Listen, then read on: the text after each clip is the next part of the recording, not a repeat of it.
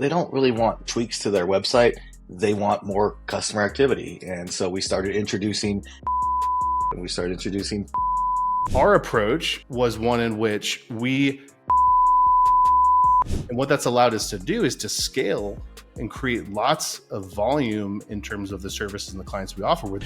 We grew that from 0 to 200 clients in about 2 or 3 months. This is simple stuff, and you're going to be like, oh, I could just do that, and they'll still buy it, and they'll probably buy it for more, and they'll probably stay longer. Really? Hey everyone, welcome back to another episode. I'm super blessed to be joined by Mike and AJ from Agency Coach. And I was telling Mike before the call, this is a full circle moment for me, because when I was 2 months into my agency, just dropped out of college, thought I was the bee's knees, but actually didn't know anything. Joined a webinar that they had for a software that they had and still have at the time that helps local businesses get reviews, and basically like the OG, it's not a white label, sort of like a gray label, but you can only join through the agencies. And I didn't, confession time, didn't really end up using it, except for a few. I did actually with a few clients, and it was awesome, like worked like a charm. But I just had better success like direct pitching, and that worked well for us. So, and then we found high level, and it was like, I don't know if I really need both of these, but super excited for that reason. Guys, thanks for coming on. Hey, Keaton, thanks so much for having us. Yeah, super excited to be here. So why don't we rewind to like 2003, was it, Mike? I saw you posted like Anchorwave celebrating its 20th birthday. Yeah. Or 21st birthday. 21. Like 21. Yeah, that's insane. I'm 26, so like I was 5. That's insane. That makes me feel a tad old, man. Yeah. I didn't mean it like that. I just mean that you have way more knowledge than I do, so I'm excited to learn from you. But yeah, we're like the grandpas when it comes to agencies, I guess you could say. For sure. How did you get started? What was how did you get your first client, and what was the idea behind the marketing agency? Yeah, so I started our agency, Anchorwave Internet Solutions, in 2003, shortly before graduating from the university. And it was very strategic why I did it, because I still am in Tucson, Arizona, where I went to school here. And if I didn't have a plan, I was going back to California, but I was dating a girl, I was playing in a band, and I'm like, this is where home is. So I got to figure out the job situation. So I did what I knew how to do, which was, at the time, I was a web designer, but there were really no prospects in 2003 in Tucson, Arizona, for a web designer to go get like a job someplace. Certainly if I moved back to Southern California, to LA, there would have been something there for me. So I did the next best thing, which was to start a business doing that. The encouragement of my dad, he's like, yeah, go ahead, join the Chamber of Commerce, go talk to people and build websites for them. So he was super supportive of that. But you think about like what was going on back then, 2003, that was a land before Google being reigning supreme of search engines. It was like Alta Vista or Yahoo or something like that. Facebook wasn't a thing. YouTube wasn't a thing.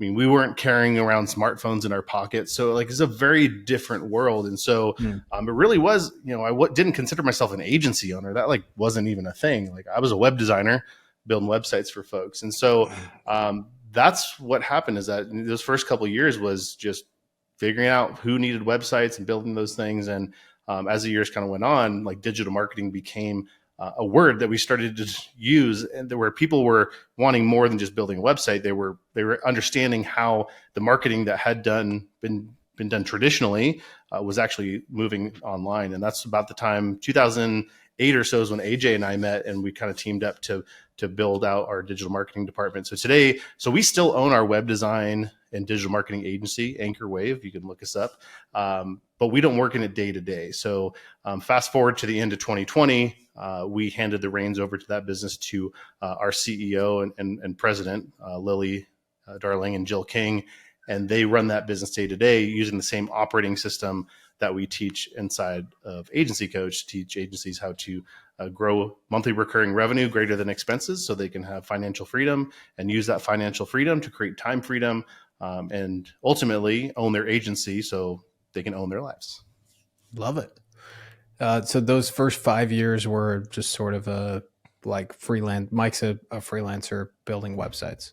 Yeah, no doubt. Showing up, I'm like, hey, you need a website? Cool, I can do that for you. I Okay. would do it. Sometimes I would mess it up. Sometimes I would charge enough. Sometimes I wouldn't. And just kind of figuring it out bit by bit. Cool. And so how did you guys meet, and what was the brainchild that you put together, and how did things evolve from 2008 onward? Yeah, it's kind of funny because Mike actually tricked me into applying to work at Anchorwave. He was looking Okay. for a salesperson, which in my mind, I was not that, right? I was working at Intuit, managing the online communities for like Quicken and QuickBooks and TurboTax. And I knew a lot about web strategy. And the ad that he put out there was for a web strategist. And at that time, working in a big corporate environment, I felt like a very small cog in this huge machine and not really sure like where I really fit in and what impact I was having. And I was eager to work in a smaller company where I could really like understand how the work that I was doing was affecting people. So I'm like, web strategist, I could do that all day. I can give people a web strategy, and ended up taking a job with Mike. And he's like, hey, gives me a list of all the people that he's built a website for, and was like, call these people and just like see if they want anything else. See if there's like recommendations you have on their site or different things that we can do.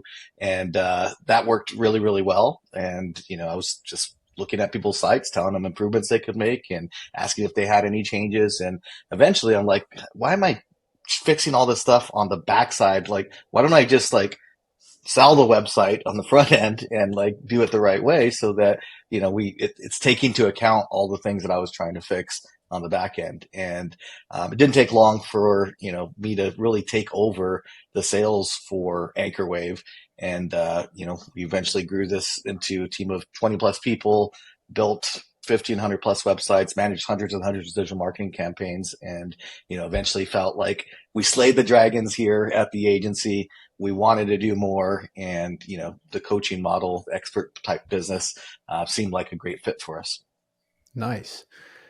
So you mentioned you were going back to all the people and you just resold them another website. And you were like, hey, the last website we built for you wasn't that good. You need a better one.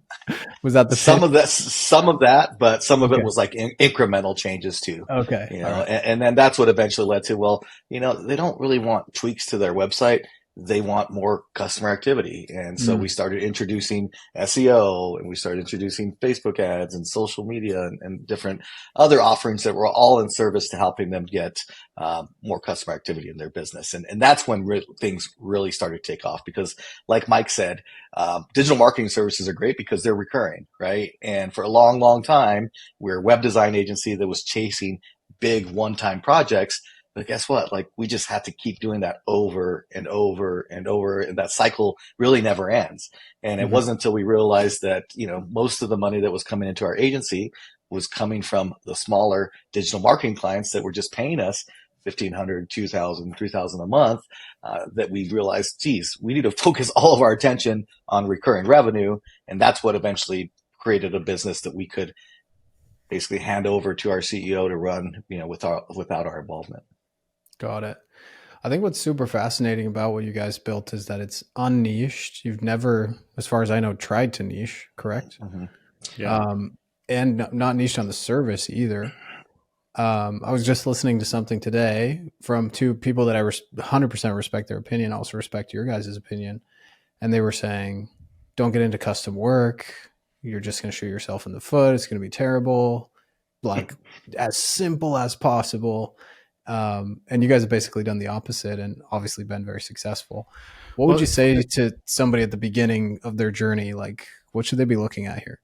But it's funny you say that, because like I actually 100% agree with that advice, and I think we found our own way of doing that. Because like, quite honestly, I thought there was gonna be this moment in time where like I was gonna be like, this is the industry we're going after. This is how we're gonna niche down. And it was like all become clear. And I was like waiting for that moment. Like I would see other local competitors that were like kind of doing it the way we were doing it, and then they would like, all right, now they're like focusing in on self-storage units, and they're like the kings and queens of self-storage digital marketing. But there was never that client where I was like, I want to be that guy. Like, I'm going to, the thought, honestly, and no disrespect to those guys, of going to the self-storage conference just sounded like, I mean, not what I wanted to do at all. I kind of felt bad about it. Honestly, I was like, oh, what am I doing? And what I realized is that, gosh, there's more than one way to niche down, right? Like you can certainly pick an industry and do that. And lots of people have success doing that. Our approach was one in which we decided how deep we were going to go on services, right? And so like you could be a custom agency doing lots of fancy boutique type services and one of a kind snowflake things, right? But that's not appealing because everything being different over and over again. So what we did is we created agency productized recipes where like we have very specific ways in which we deliver Facebook ads or SEO or building a website. And those are the criteria by which we sell it, right? So we have to sell it that way, but then we have to deliver it the same way.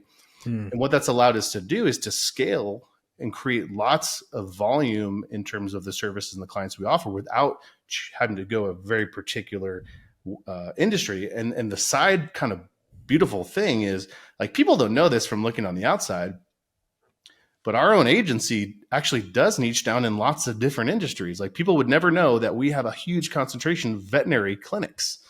Right. Wow. And so we go deep on that, but we don't have to be the guys who have, hats that say we're the veterinary guys and t-shirts that show up at those conferences. Like we have the ability to dive into those verticals without necessarily branding ourselves as that.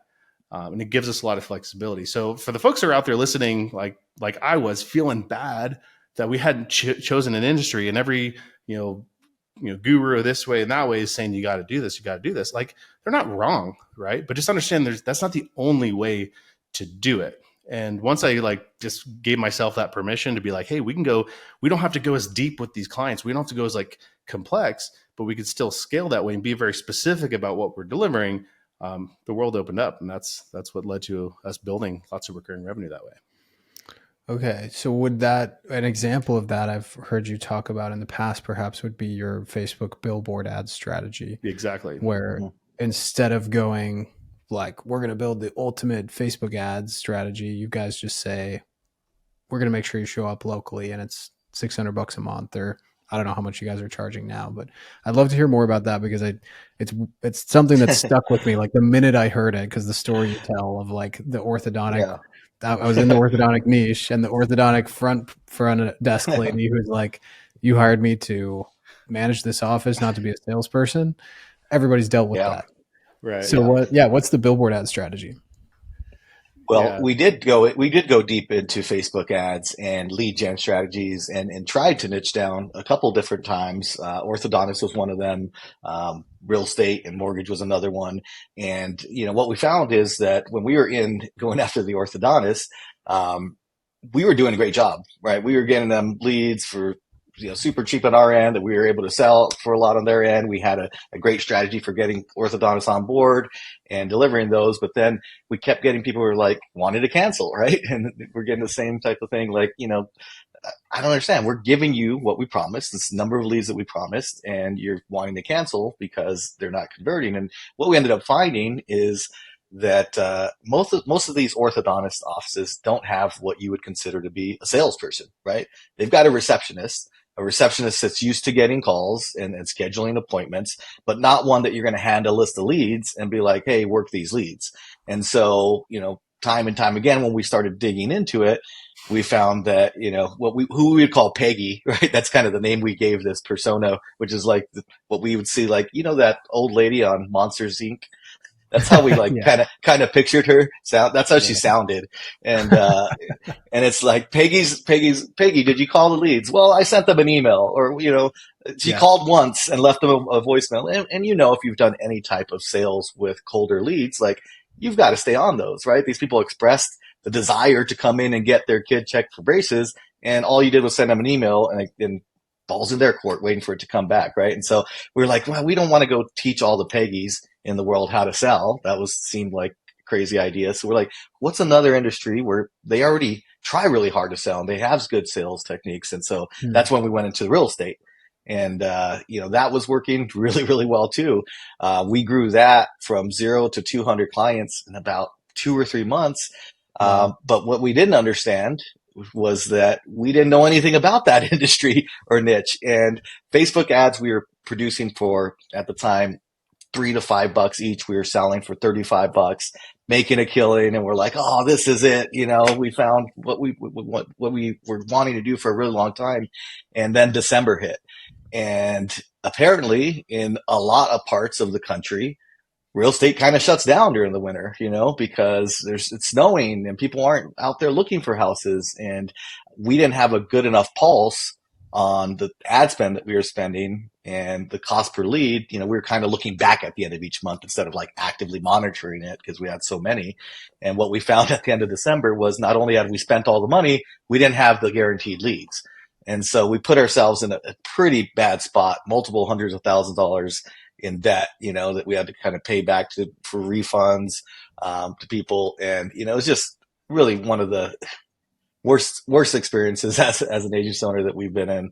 But we decided at that point, like maybe this lead gen stuff and niching down isn't where we want to go, because the truth is we didn't know enough about it. Like I think there are certain cases where, I've seen like a chiropractor who learns how to market, and now he loves chiropractors and he loves the lingo and talk, and now he's going to serve those people. I think that's amazing. But I think if you're just picking an industry because you think there's money there, there's some risk in that you could make a mistake like this.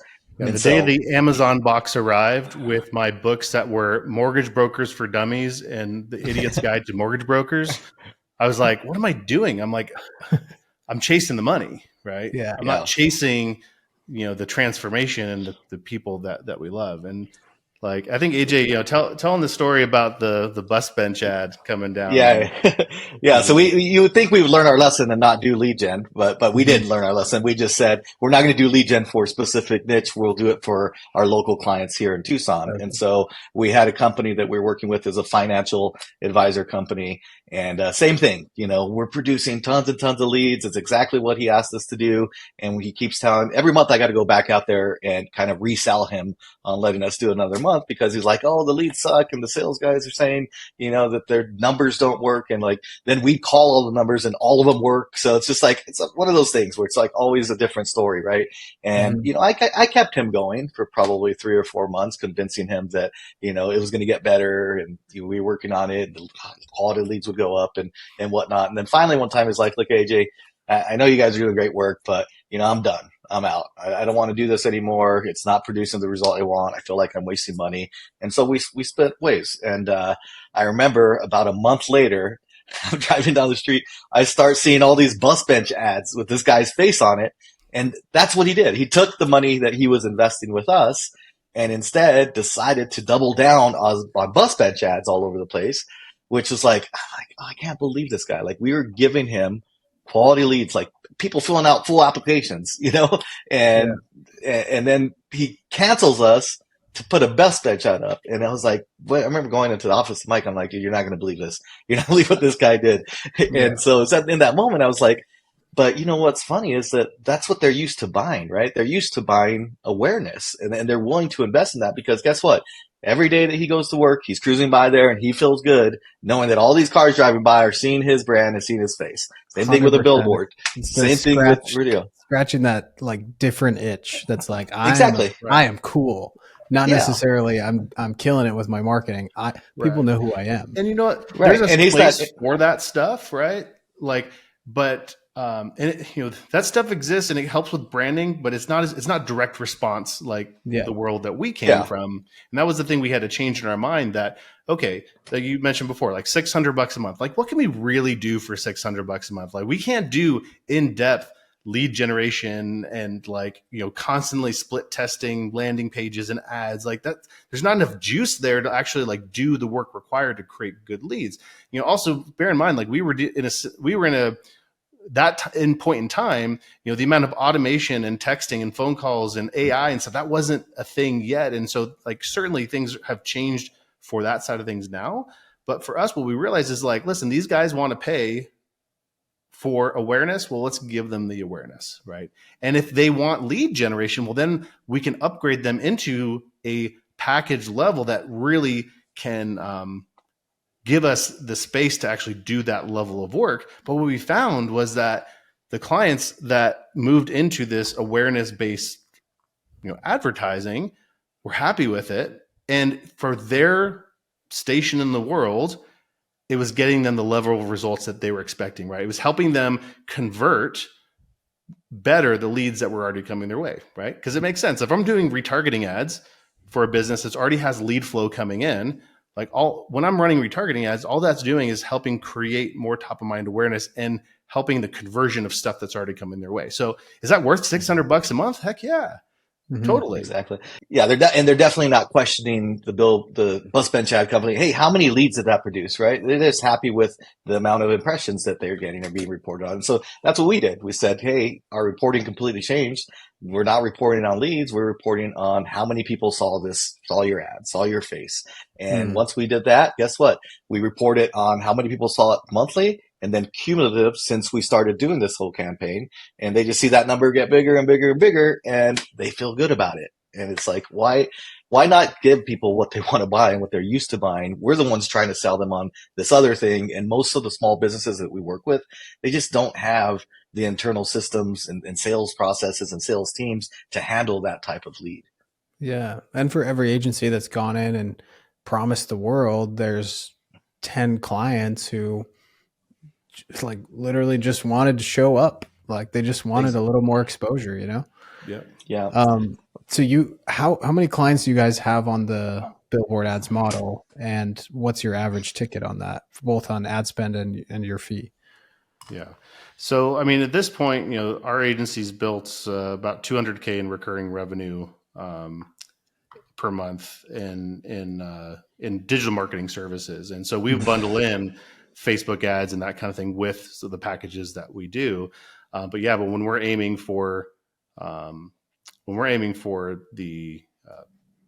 that package, we're you mentioned $600 before. Like that's a really easy number to pitch to a client, right? Because it's not a crazy number for most businesses out there. So they're not putting a lot of weight on it, but it also is giving them, it's one piece of the puzzle, right? And I think that's the mistake I think a lot of agencies make going out there is they put so much on one service or one thing. And this was really popular a handful of years ago when like everyone was teaching Facebook ads, like as an agency, hey, launch your Facebook ads agency. Well, it's like, if all you have is this one tool to accomplish the thing, that tool doesn't work in this scenario, you get fired, right?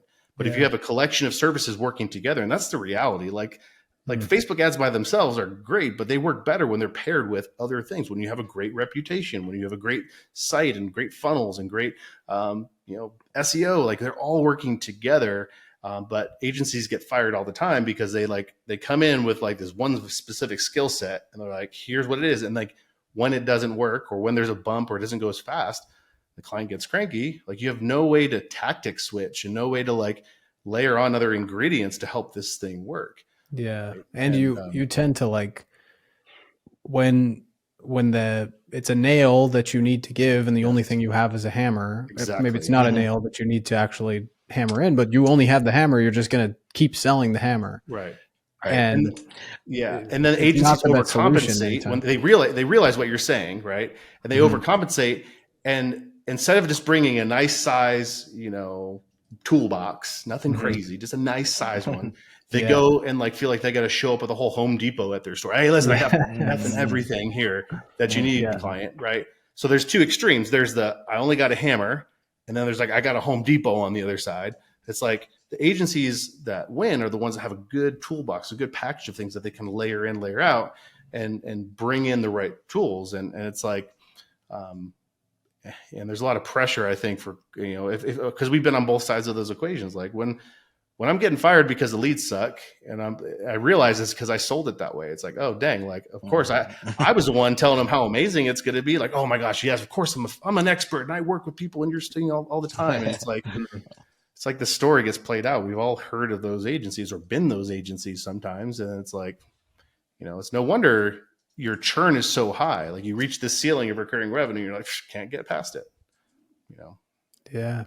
It's amazing how just a couple tweaks in positioning can allow you to sell something for so much more or allow the same price for something with much lower expectations. Right. It's often us that show up with the high expectations. Like we feel like in order for me to justify this much that I'm going to charge this client, I've got to include this and this and this and this. And so we were in this constant state of like over delivery, right? Even when the client didn't need it. I mean, that's why the whole idea behind like a minimum effective dose and minimum viable product comes in. It's like, the story we tell in our community all the time is like, imagine if you're getting your house painted and like you paid the guy to do, 3 coats. We're going to spray it, we're going to roll it, and we're going to spray it again. Right. But you show up and he's like, all right, Mike, I just finished the 10th coat. And you're like, what are you talking about? We talked about 3. I ain't paying for the extra 7 coats. I just wanted to make sure that everything was good. Right. It's like, that'd be a ridiculous thing for a painter to do, to add extra coats when it's unnecessary. But agencies do it all the time. We do extra SEO. We do extra revisions on things. We feel like we have to do more and more and more and more to justify our own existence, to make up for the fact that you sold them this hammer, of a thing and it's not working. Right. Yeah. Yeah. It's frustrating. Man, it's such a contrarian view that's so common sense. Like it's funny that it's contrarian. Right. Right. I think most things in business are like, business is pretty simple when you really break it down. We just tend to complicate things. Yeah. So what other examples do you guys have of things like Facebook billboard ads that are minimum effective doses, but for SEO or Google ads or whatever else? So I think there's a lot of people listening who, and I've given this advice before, like just start out with one thing because you're going to get overwhelmed if you're a beginner, which I think is true. Yep. But when they're maybe starting to get their legs under them a little bit, I have a certain client in mind right now. He's got like 7 clients. He's like, should I layer on SEO? What should I sell it for? Right. Is it worth trying to do the upsell, or should I just stick to the one program? I'm interested in your opinion on that transition, first of all, and then also what are those minimum effective doses for the other services that you guys provide? Yeah.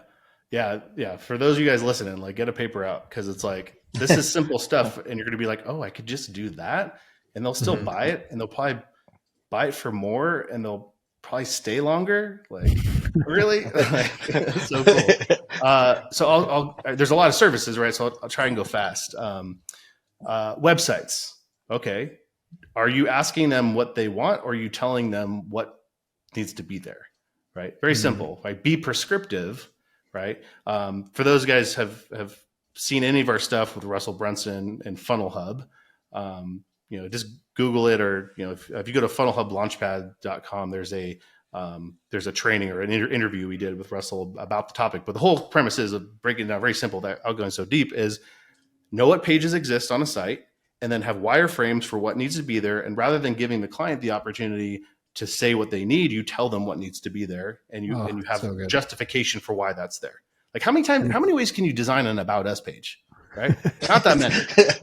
So why are you asking them what they want? Be like, here's what goes in an About Us page. That sound good? Cool. All right. Now with ChatGPT, boom, content's done. I'm going to send a photographer over. We're going to get 18 photos of your office and you sitting there. That'll be enough, and we'll be done. Right? Websites. Right? That's minimum effective dose. Website projects can be the most burdensome, time-intensive projects, and they don't have to be. Especially with how much ego is wrapped up in a website. And that's the like thing number one ego marketing thing. Go ahead. The thing I'd add to that point is just we used to do a lot of custom stuff on WordPress too. We build a plugin and we do all these crazy things because a client asked for it. And eventually we're like, no, we don't do those things. We work with these few plugins that are like pretty big plugins that accomplish a lot of things. If they want something outside of that, we found somebody that does want that type of work, and we're like, we'll handle the site, and you can go to this other guy for this. And so that's another, it's being willing to say no to what we call the snowflake projects, right? Or the pieces of it that are snowflake. And that's how we've niched down, and that's how we've kept it to that minimum. Yeah. Got it. Yeah. So like pay-per-click, it's just like, what does a local business need? They need, at a minimum, they're like core areas of keywords, right? What are like the obvious ones? And then who are their competitors? Can we run competitor campaigns? Right? Like, could we be more fancy than that? Yes. But should we start there? That's a great spot, right? Yeah. Just zeroing in on that, right? You've done 80% of the work with two services in a competitor campaign. Exactly. Like, why are we spending so much time trying to make this other campaign work that's like doesn't make up, it's like such a small part of their business, or it's highly competitive, right? Yeah. SEO is kind of the same thing. It's like, what are we really optimizing for, and what are we trying to do? And yes, there's lots of long tail out there we can go get, and yes, there's these edge cases, but let's just go after the key things. Local SEO, same idea. It's like there's, I love local SEO because there's it's all very administrative in nature, right? Like there's not like, everyone wants to pretend like SEO is like this like magical thing, but there's just some very basic key things, making sure that your citations are in order, making sure your site's indexable, making sure that your Google business profile is fully fleshed out and like active. Like some of those basic things, like, maybe in a super competitive market, it might be tough, but like for most businesses, like those are the common sense things. The analogy we use all the time is like, it's brushing your teeth, right? Like when you leave the dentist, they tell you to do two things: brush your teeth and floss, right? And if you do that, you can reasonably expect to have good oral health the next time you come in. Well, you know what? Most businesses aren't doing the basics. They're not brushing and flossing, right? And so what are those basics? Having good reviews, having a good Google business profile, having a converting website, right? Whereas these other agencies come in with like this whiz bang strategy. It's like, no. Let's just do the basics really, really well. Reviews would be another category of things that's really easy to offer, really bite-sized. And you mentioned it earlier, Keaton. It's like, getting your foot in the door with a very key, packageable product where it's, hey, I'm going to help you get more 5-star reviews, and I'm going to be your review manager, and you're going to pay me to do that. And like, we can high five every month because we know that if we ask your real clients for reviews, then some of them are going to do that, and we're going to continue to see that build, right? Yeah. And so like, that's another example of a product you can have that's very administrative in nature, right? So you said before, like, well, how do you scale up if you're doing all these custom things? Well, yeah, you can't. These aren't custom. They're very like, there's an SOP for exactly how to help somebody with reviews. And if client wants it to be different, like AJ said before, no, we don't do it that way. I mean, we're very nice about it. And if they really want it some different way, then we also show them very kindly the door and the person on the other side of the door that can do that for them. And I'd say in most cases, clients ask for stuff just because they feel like they have to. And when they're told no, they're like, oh, okay, right. But old Mike would be like, oh, dang, they're mad. They're upset. They're going to cancel. And I had a client one time, sorry, this is a distraction, but I had a client one time, she said, Mike, I love working with you because you never say no. Like, you always figure out a way to make it work. And I'm like patting myself on the back. I'm like, yeah, that's awesome. Not realizing that strength was also overused, became a weakness. I'm like, I was saying yes to everything. And I was like, causing myself grief because I was unwilling to say no to things. Yeah. But I'll tell you what, it's saying no easier.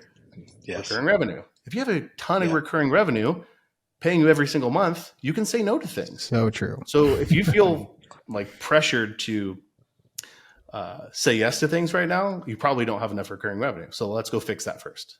Mm-hmm. Love it. Yeah, it's so beautiful when I sort of lean into this frame of like, my whole thing's like, become a dominator, dominate your industry, dominate your market. And dominators do not like cave. They're the people prescribing. They're the people telling you what to do.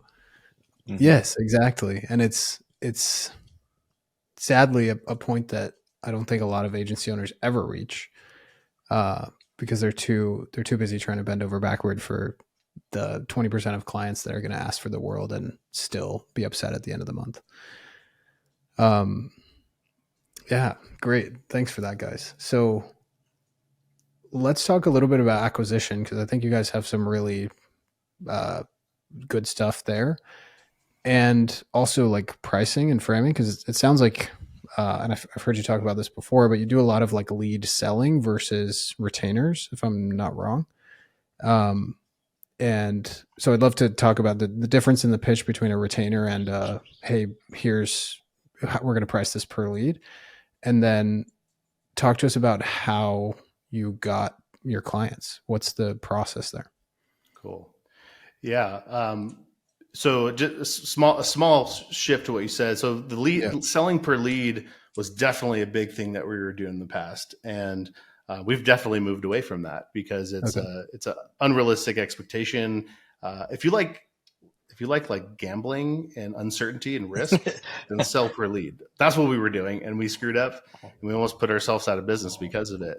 So, I guess I could say we're pretty strongly against that at the moment. Yeah, I'm always open up to new ideas, but I will say that we are actually like kind of the anti-retainer guys. Retainers is a very common thing in our industry, right? Like it's very like people just do it, but it's just another version of trading your time for money. AJ and I believe it's like you deserve to be paid based off of the value that you provide and not the time that it takes. And so when you charge for a retainer, right, you're usually, and there's different versions or definitions of this, but let's just assume that the definition of a retainer is I'm going to give you money every month and you're going to do work and you're going to take credits or hours or something away from this retainer. So we don't have to have the discussion around like what you're doing. It's just like whatever I need, you're going to pull from that pool of resources to cover that thing, right? That's my perspective on retainers. And when you do that, what you're doing is you're still trading your time for money. And when you're charging hourly, because that's essentially what you're doing there, there's no incentive for you to be better or faster, right? Because the better you are, the faster you are. The faster you are, the less time it takes. The less time it takes, the less money you charge, right? So you can see that it's a race to the bottom when you're charging that way. So we've built a lot of our digital marketing packages as kind of bundles that here's the investment for this piece of it. Okay, you're like we said before, $600 a month for Facebook billboard and boomerang ads. Okay, that's that component, and we're going to stack on all these other services. Right. So if it takes me 8 minutes to deliver that service, and I'm not saying it does, but like if it did, it doesn't matter because the deliverable is what matters, not the time that it took. Yeah. I think hourly charging and retainer-based charging is very easy for folks to start with because it's just like it helps them to avoid the real thing, which is they're afraid to sell. Right. Hey, how about we just put a retainer of, I don't know, let's call it. I had a friend of mine come to me recently. He's like, I sold this retainer.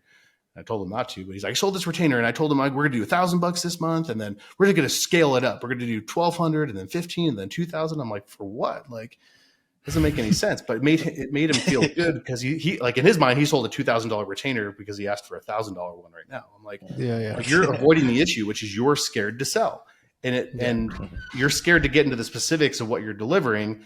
And because here's what's going to happen. You sell the retainer, you're going to deliver some kind of work.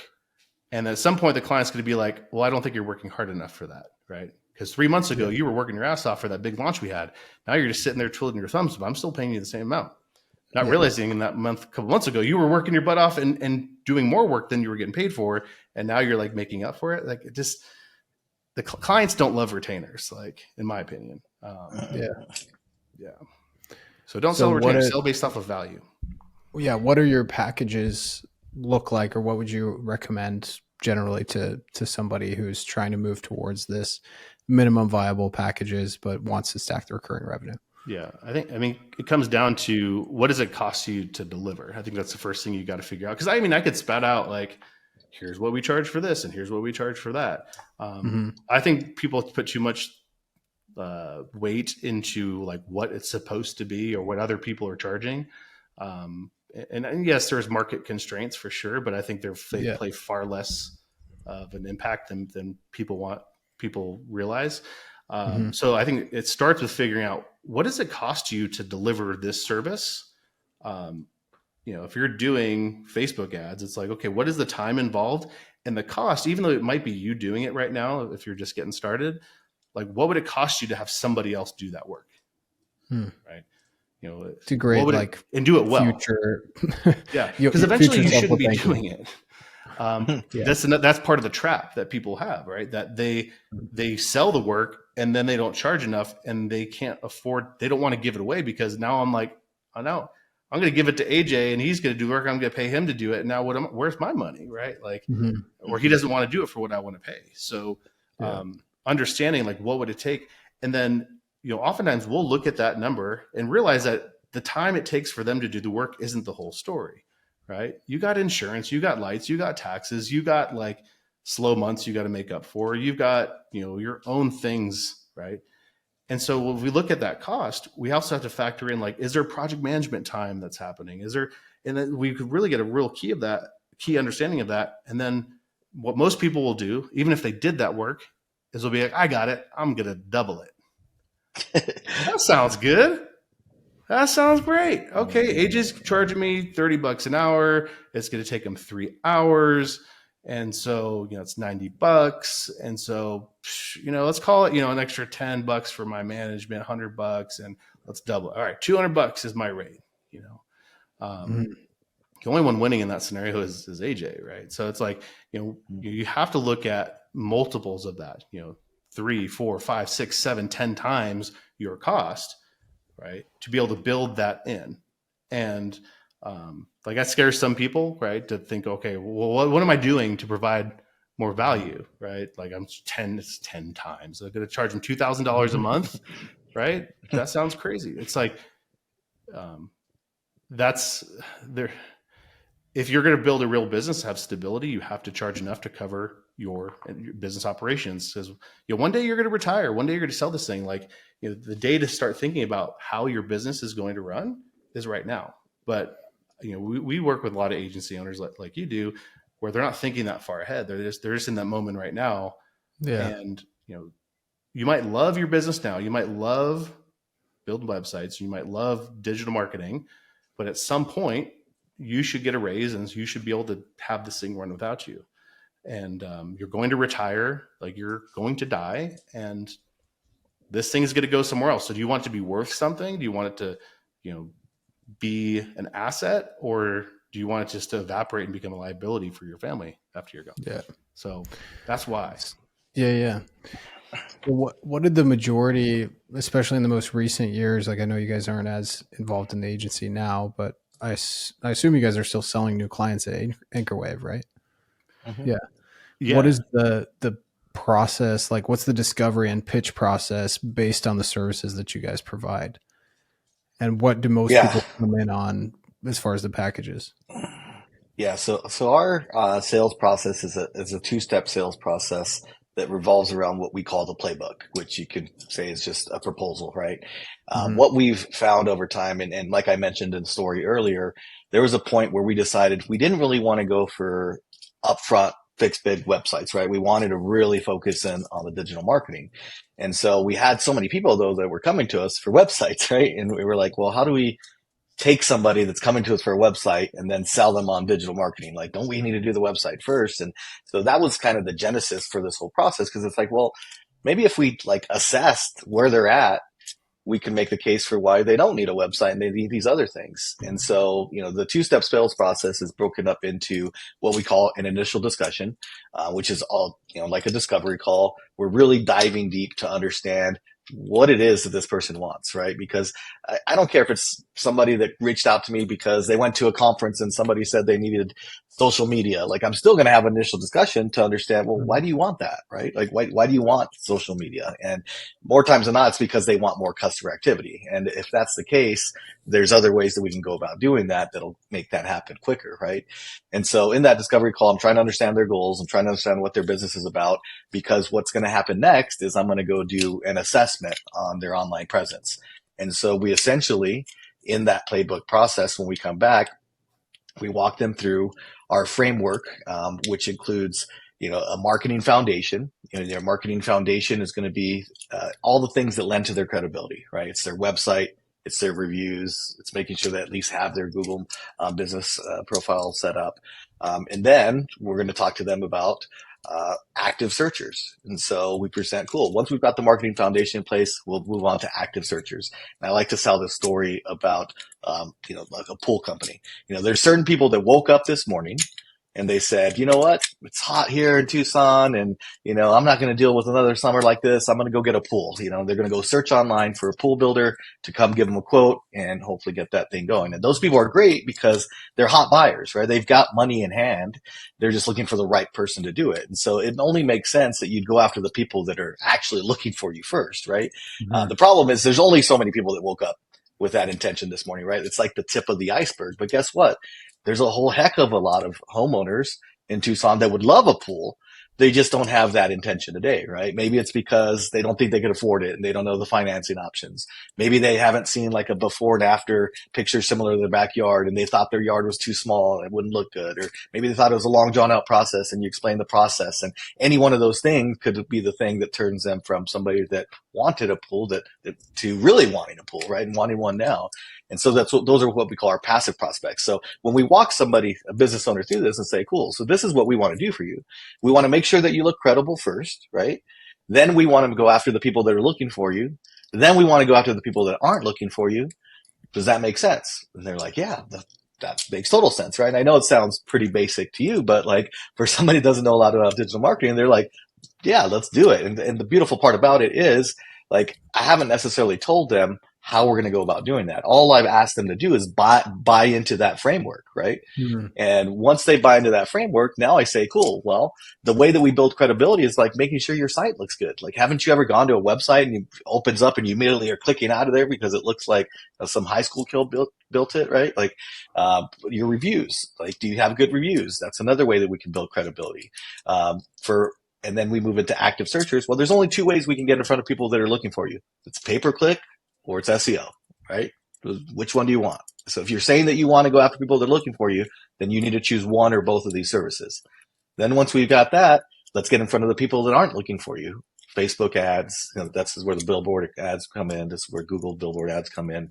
And so it really breaks down, like now they understand, like, okay, they came to us because they want more customers. We help them to see a framework that can make that happen, that makes sense in their mind, right? And now I'm going to assess you in each one of those areas to determine where you need help. Because guess what? Maybe your marketing foundation is good. Maybe you have a good amount of reviews and maybe you already have a decent website. We can skip that and just go straight into pay-per-click or SEO, right? And so we assess them on all those areas, and educating them about what's important in each one. And by the end of that, they're feeling really good because they understand what's important. They understand how they're doing. They can clearly see the gaps. And then we make a recommendation on which one of those things we want to tackle. So every client's going to be different, but it's kind of like Legos, right? It's like, cool, for you, we're going to do reviews and local SEO and pay-per-click. For you, we're just going to do billboard ads, right? Or whatever the recommendation is. But the idea is that, eventually they're going to getting all those services, right? Because they all kind of stack on top of one another and support one another. And so that's how we've been able to get larger, monthly agreements with clients because we've given them the opportunity to buy more things at once. It used to be a time where, I'd go out there and first thing I'm going to sell every time is a website, right? And then once we're done with that, I'm going to go back out there and I'm going to go with one other service that I think they might need. They might need SEO, right? Cool. Maybe they took up on it, maybe not. Well, next time I'm going to go out there in 3 months and I'm going to pitch Facebook ads, right? And so nobody's ever going to buy all the stuff you have to offer if you don't give them the opportunity to do so. And then they don't know like all the services that you offer. And so the playbook has been like, yeah, go ahead. So we call that playing proposal roulette. It's like, which one am I showing up with today? Yeah. Right. And the beautiful part about it is when you lay this out, there's what we call, the first class offer, right? There's always the biggest one on there that I put on that's really a lot of times just there to kind of scare them. So the one that I really want them to buy looks more reasonable. But sometimes you'll get that person that, they're the first class air guy. They drive the best cars. They have the best everything. And they're like, yeah, I want the best that you've got. And so that's how you get big agreements. And so that's something that we've brought to our students at Agency Coach, people that we're selling one-off $2,000, $3,000, $4,000 websites, and then maybe some, digital marketing after that to pulling off $40,000 agreements in one sale, $60,000 agreements, $20,000 agreements in one pop. Obviously that makes a huge, huge difference in their ability to grow and scale. Very cool. And just like on the big side, like you can also look at the small end of things too. Like there's some clients who aren't ready for the first class offers, but like, what do we have for them to get started? Because you've built the trust, you've paid for this lead to come in probably. Yeah. So that's where reviews oftentimes fits in as like a no-brainer start. For the person that's not ready to commit to the first class offer or something that's in between, we could start with a review and reputation management with them, get our foot in the door, show them that when they pay us money, that we get a result and within 30 days be able to go back out there and do another playbook for them and say, okay, now that we got this part taken care of, let's go ahead and ascend you through the rest of it. Most agencies, they just have half-built value ladders, right? They've sold a hodgepodge of services, this and that. But it's like, why can't all of your services be sold to all of your clients, right? And it's a matter of, like, we're happy. We high five for the small stuff because we know there is a clear-cut ascension path through the rest of their services. Most businesses in general, agencies are no exception, don't have a very clear ascension path through their service line and a methodology of how to get those folks who are on the small end into the big stuff. Yeah, it's beautiful. I really like that. With the time we have left, I want to get your guys' opinion on high level. How are you using it? How are you teaching your students to use it? And what's the future of SaaS plus agencies in your mind? Yeah.